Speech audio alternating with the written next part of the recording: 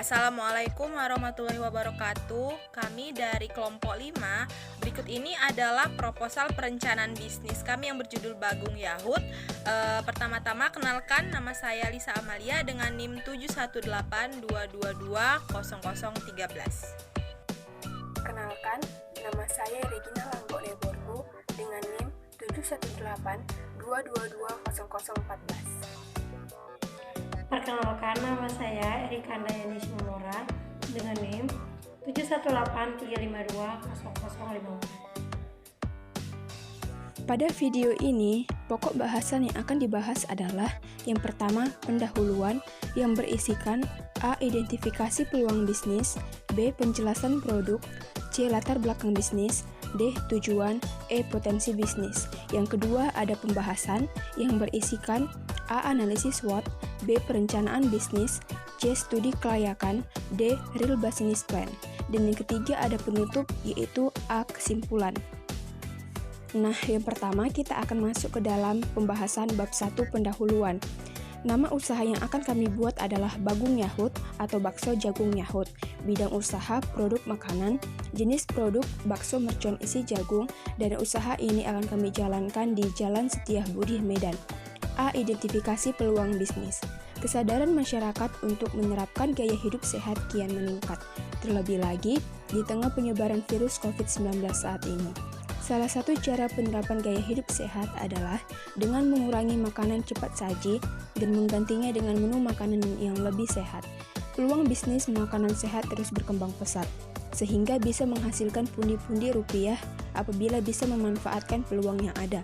Potensi bisnis ini di bidang ini masih sangat besar, dikarenakan pemain yang berbisnis dalam penyediaan makanan sehat masih belum terlalu banyak.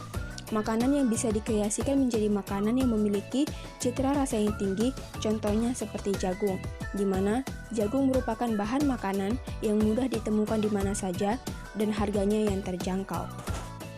Selanjutnya, B. Penjelasan produk.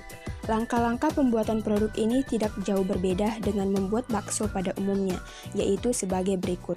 Yang pertama, masukkan potongan daging sapi dan ayam ke dalam blender atau food processor. Tambahkan es batu, bawang putih, putih telur, tepung tapioka, garam, merica, dan baking powder. Haluskan semuanya sampai teksturnya menyerupai pasta. Pastikan tidak ada gumpalan yang tersisa. Yang kedua, bersihkan cabai rawit yang sudah dipersiapkan menggunakan air. Siapkan panci berisi air, didihkan terlebih dahulu. Masukkan cabai rawit yang telah dicuci ke dalamnya, rebus sampai matang. Yang ketiga, pindahkan cabai rawit ke food processor tanpa tambahan air, lalu haluskan sampai merata. Sisihkan. Yang keempat, ambil adonan bakso, lalu berikan lubang di tengahnya untuk diisi dengan cabai rawit dan masukkan jagung yang telah diserut. Bulatkan kembali. Ulangi langkah ini sampai adonan dan cabai sebagai isiannya habis.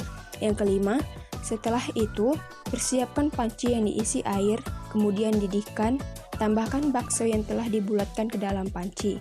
Biarkan sampai mengapung dan angkat dan taruh di air es. Yang keenam, tuang sisa rebusan bakso sekitar 2 liter ke dalam panci. Masukkan bawang putih, goreng, garam, dan lada. Dan yang ketujuh, didihkan terlebih dahulu, barulah masukkan seledri, tambahkan bakso ke dalamnya supaya hangat dan lebih enak. Sajikan selagi hangat. Selanjutnya, C. Latar belakang bisnis. Pada umumnya, masyarakat selalu menginginkan sesuatu yang berbeda, tidak terkecuali dengan hal kuliner atau makanan. Oleh karenanya, kami ingin melakukan inovasi berupa bakso yang berisikan jagung karena bakso merupakan makanan yang banyak disukai oleh semua kalangan, baik dari anak-anak hingga dewasa. Serta kami memilih jagung sebagai isiannya dikarenakan jagung memiliki banyak khasiat atau manfaat yang baik bagi tubuh, seperti tinggi karbohidrat yang berguna sebagai sumber energi, kaya akan kandungan serat, kaya akan protein yang berguna untuk pembentukan otot dan tulang yang kuat, dan memiliki vitamin C, karotenoid, dan bioflavonoid yang berguna untuk menjaga kesehatan jantung. Selanjutnya, D. Tujuan. Di sini, kami memiliki 3 tujuan mengapa kami melakukan inovasi ini. Yang pertama, memberikan inovasi baru pada penyediaan makanan sehat. Yang kedua, memberikan inovasi makanan yang disukai oleh semua kalangan, baik dari anak-anak hingga dewasa. Dan yang ketiga, memperluas peluang usaha dalam bidang produk makanan sehat. Selanjutnya, potensi bisnis. Produk bakso isi jagung ini memiliki peluang atau potensi bisnis yang sangat bagus karena pangsa pasarnya sudah jelas tersedia dan bakso merupakan makanan yang sudah banyak digemari oleh masyarakat Indonesia sejak dahulu. Produk ini bisa meraih margin keuntungan yang lebih besar dengan rasa yang lezat, inovasi dalam pembuatan dan penyajian, kualitas dan pelayanan yang baik, dan besarnya keuntungan dari usaha bakso ini sangat dipengaruhi oleh lokasi yang dipilih.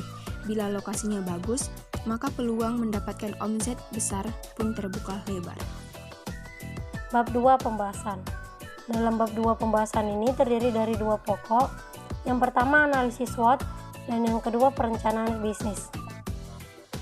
Langsung saja kita masuk ke dalam analisis SWOT. Analisis SWOT terbagi atas 2. Yang pertama faktor internal dan yang kedua faktor eksternal. Adapun faktor internalnya terdiri dari strength atau kekuatan. Strength dalam bisnis kami ini adalah keunggulan produk. Kami menawarkan suatu produk makanan dengan cita rasa yang berbeda dan lezat dengan harga yang ekonomis. Kekuatan kedua adalah kreativitas. Kami menciptakan sesuatu yang baru dalam mengolah bakso, yaitu dengan menambahkan isian jagung dan cabai rawit di dalamnya. Lalu ada weakness atau kelemahan. Kelemahan dalam bisnis kami ini adalah belum berpengalaman. Pengalaman untuk memulai usaha sangat minim merupakan kelemahan yang harus segera diatasi. Setelah faktor internal, kita masuk ke dalam faktor eksternalnya. Faktor eksternal terbagi atas 2. Yang pertama opportunities atau peluang, dan yang kedua adalah threat atau ancaman. Dalam peluang ini terdiri dari 2. Yang pertama banyaknya konsumen. Bakso merupakan salah satu makanan yang paling disukai masyarakat Indonesia. Bakso bisa ditemukan di banyak tempat. Dengan adanya variasi bakso dengan isi jagung dan cabai rawit ini, kami berharap membuat masyarakat menemukan rasa yang baru dan unik dalam menyantap bakso. Lalu, peluang kedua adalah dari sistem pemasarannya. Pemasaran yang akan kami lakukan yaitu dengan memasarkannya di lingkungan sekitar dan juga dari mulut ke mulut. Selain itu, kami juga akan memasarkannya lewat sosial media. Tadi kita sudah membahas peluangnya. Langsung saja kita masuk ke ancamannya atau disebut dengan threat. Salah satu bentuk ancaman yang mungkin saja terjadi adalah tidak tertariknya konsumen pada produk yang akan kami jual. Konsumen akan menganggap makanan yang kami jual terlihat biasa. Apalagi saat ini kita tahu, masyarakat cenderung memilih makanan western untuk mengikuti perkembangan gaya hidup. Slide selanjutnya. Perencanaan bisnis. Dalam perencanaan bisnis ini akan dijelaskan tentang sasaran dan target pasarnya. Adapun sasaran dari bisnis kami ini adalah seluruh kalangan masyarakat. Kami mengombinasikan jagung dan bakso ini. Menurut kami, isian jagung ini memiliki keuntungan karena jagung merupakan salah satu makanan favorit masyarakat Indonesia. Lalu target pasar bisnis kami yaitu seluruh masyarakat Indonesia, dan kami berharap juga tidak hanya di Indonesia saja, namun bahkan di luar negeri. Masuk ke dalam pembiayaan. Kita akan menghitung biaya-biaya yang akan dikeluarkan untuk memulai usaha ini. Pembiayaan tersebut terbagi atas 2. Yang pertama biaya tetap, dan yang kedua biaya variabel. Adapun biaya tetapnya terdiri dari gerobak bakso 2 juta, peralatan dan perlengkapan 3 juta, sewa tempat 5 juta, promosinya seperti menyebarkan brosur dan memasang spanduknya 500.000. Jadi total fixed cost-nya 10.500.000. Lalu biaya kedua adalah biaya variabel. Biaya variabel ini bisa kita artikan biaya belanja kita. Biaya belanja untuk membeli bahan-bahan pembuatan bakso. Adapun bahan-bahannya terdiri dari 3.000 gram ayam, harga 100.000, es batu 5.000, tepung tapioka 15.000, bawang putih gorengnya 15.000, air untuk merebusnya 10.000, garamnya 3.000, telurnya 10.000, baking powdernya 5.000 dan mericanya 2.000. Untuk bahan isiannya sendiri terdiri dari 2000 gram cabai rawit dengan harga 25.000, 500 gram jagung manis yang diserut seharga 10.000.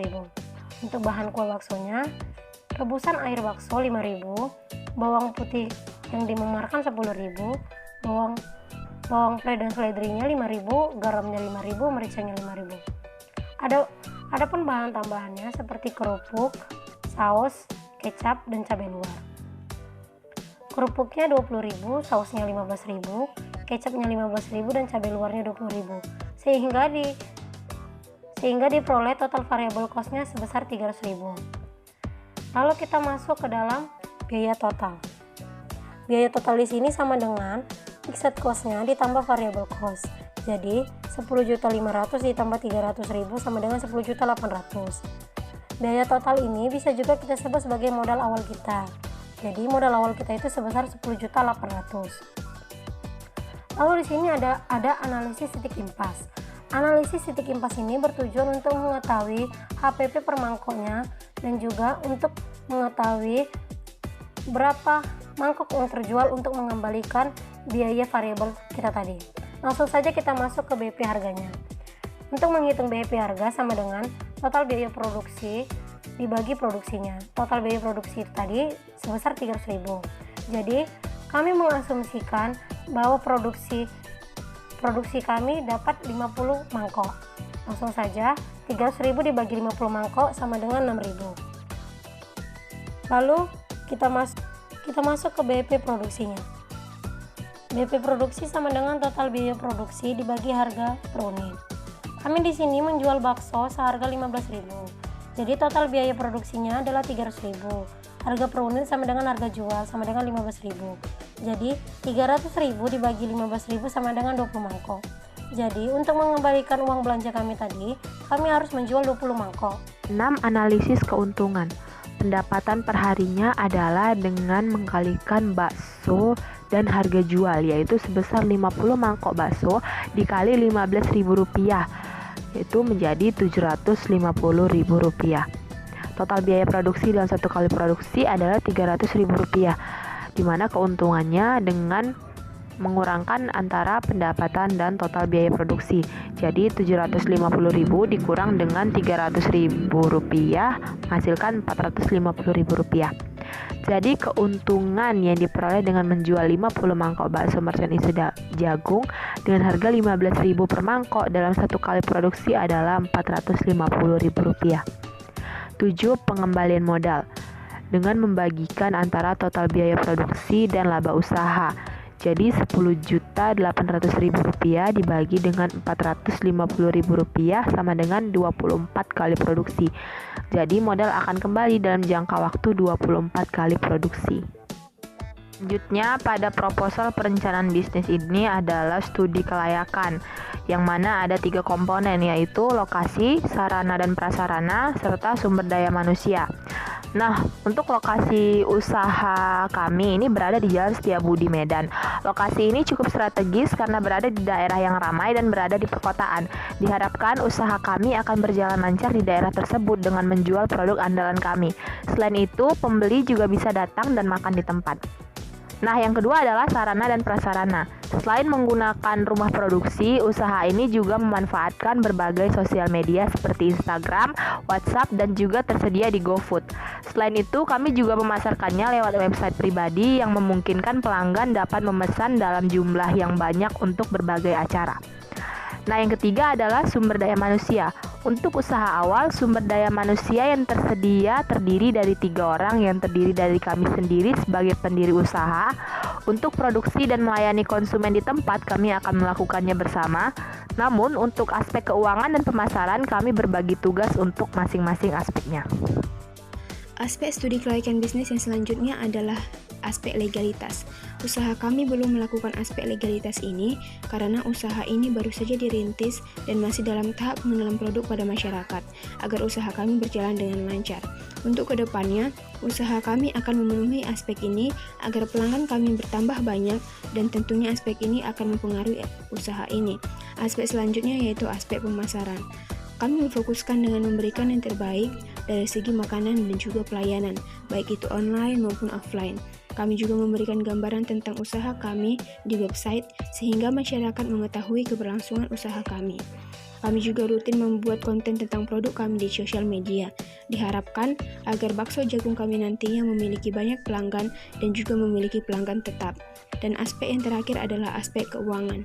Berdasarkan taksiran yang sudah dihitung sebelumnya, bahwa modal yang kami keluarkan untuk perintisan awal usaha ini diperkirakan bahwa jika produk terjual, kami akan mendapat keuntungan yang diperoleh dengan menjual 50 mangkok bakso mercon isi jagung dengan 1 kali produksi adalah sebesar Rp450.000.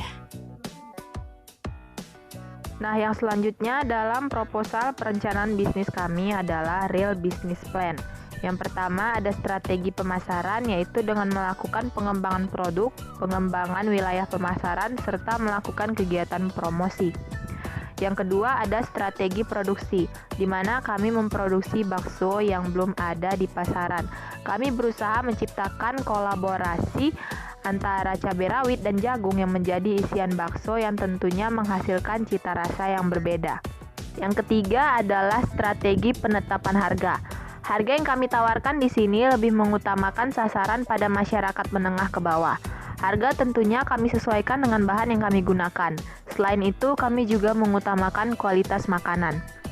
Yang keempat ada rencana pengembangan produksi, yaitu dengan menciptakan kolaborasi terbaru hidangan bakso, meningkatkan produksi bakso, memperluas jangkauan pemasaran hingga sampai ke banyak provinsi, serta meningkatkan pemasaran dengan menggunakan sosial media dengan efektif. Kesimpulan dari proposal perencanaan bisnis ini adalah bakso merupakan makanan yang banyak disukai oleh semua kalangan baik dari anak-anak hingga dewasa. Sehingga kami membuat sebuah kolaborasi antara bakso dengan isian jagung dan cabai rawit yang dapat menarik perhatian konsumen. Alasan kami memilih jagung karena jagung memiliki banyak khasiat atau manfaat yang baik bagi tubuh. Target pasar pada bisnis ini adalah semua kalangan masyarakat mulai dari anak-anak hingga orang dewasa. Kami akan melakukan promosi produk ini melalui Instagram, website pribadi, dan juga tersedia di GoFood. Harga yang kami tawarkan lebih mengutamakan sasaran pada masyarakat menengah ke bawah. Harga tentunya kami sesuaikan dengan bahan yang kami gunakan. Selain itu, kami juga mengutamakan kualitas makanan. Baiklah, sekian hasil presentasi dari proposal perencanaan bisnis kami. Jika ada salah-salah kata, mohon dimaafkan. Wassalamualaikum warahmatullahi wabarakatuh. I want something just like